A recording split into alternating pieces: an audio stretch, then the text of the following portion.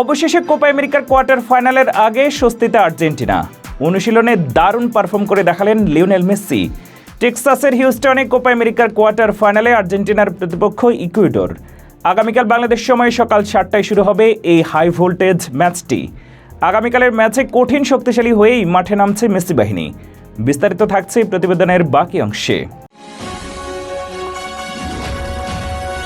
Copa আমেরিকায় group পর্বের খেলা শেষ হয়েছে।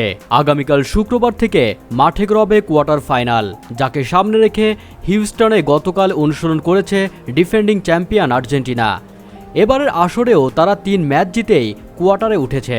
তবে দুশ্চিন্তার বিষয় অধিনায়ক লিওনেল মেসির ইনজুরি নিয়েছিল, যে কারণে তিনি গ্রুপ পর্বের শেষ ম্যাচে খেলেননি। যদিও গতকাল দলের সঙ্গে যথেষ্ট সুন্দরভাবেই অনুশীলন করেছেন মেসি, তা সত্ত্বেও মেসিকে কোয়ার্টারে পাওয়া নিয়ে এখনও অনিশ্চয়তা কাটেনি। তবে এবার দলের প্রধান কোচ লিওনেল স্কলোনি বলেছেন, আমরা মেসিকে নিয়েই কোয়ার্টার ফাইনালে মাঠে নামব। একই সঙ্গে মেসি পুরো ম্যাচে খেলতে না পারলে তিনি বিকল্প ভাবনাও ঠিক করে রেখেছেন। আগামীকাল কোয়ার্টারের ম্যাচে মুখোমুখি হবে আর্জেন্টিনা ইকুয়েডর। এর আগে গ্রুপ পর্বের দ্বিতীয় ম্যাচে চিলির বিপক্ষে খেলার সময় চোট পান আর্জেন্টাইন অধিনায়ক। তবে উরুর মাংসপেশির সেই চোট বেশ কয়েকদিন আগে থেকেই ভোগাচ্ছিল মেসিকে। নতুন করে সেই অস্বস্তি ফিরে আসায় শেষ ম্যাচে পেরুর বিপক্ষে তিনি আর্জেন্টিনার একাদশে ছিলেন না। আর্জেন্টাইন সংবাদ মাধ্যম টিওয়াইসি স্পোর্টস জানিয়েছে, মেসি এখন আগের চেয়ে অনেক ভালো বোধ করছে। আর্জেন্টিনার ফুটবল অ্যাসোসিয়েশনের প্রকাশিত ভিডিওতে মেসিকে বল নিয়ে দারুণভাবে অনুশীলন করতেও দেখা গেছে। টেক্সাসের হিউস্টনে দলের সঙ্গে অনুশীলনের পাশাপাশি নিজের ফিটনেস নিয়েও কাজ করছেন মেসি। সব মিলিয়ে মেসিকে পাওয়ার ব্যাপারে শেষ পর্যন্ত লড়াই করে যাচ্ছেন কোচ স্কালোনি। এজন্য বিকল্প হিসেবে তিনি আনহেল দি মারিয়াকে ভেবে রেখেছেন।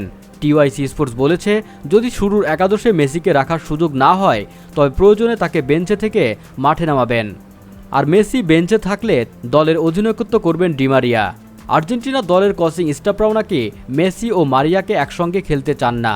তারা এই দুজনকে একে অন্যের বিকল্প হিসেবে খেলাতে চান। এমন ভাবনা সামনে রেখে অনুশীলনে 4 মিডফিল্ডারের সঙ্গে ডি মারিয়াকে রেখে পরীক্ষাও চালানো হয়েছে।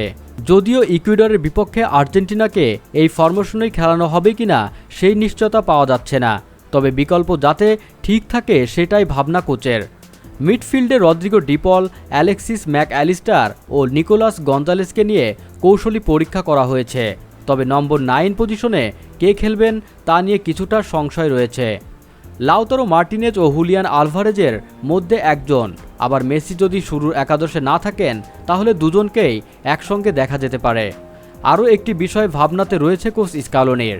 মেসি এবং ডি মারিয়া যদি একসঙ্গে একাদশে থাকেন, পাশাপাশি লাউতারো কিংবা আলভারেজের মধ্যে দুজন একাদশে থাকলে বেঞ্চে বসবেন কে?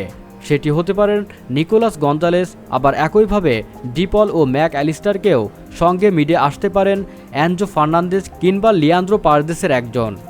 বন্ধুরা, ভিডিওটি আপনার কোনো মন্তব্য থাকলে নিচে কমেন্ট বক্সে লিখে পাঠান। ভিডিওটি ভালো লাগলে আমাদের চ্যানেলটি সাবস্ক্রাইব করুন। ভিডিওটি দেখার জন্য ধন্যবাদ।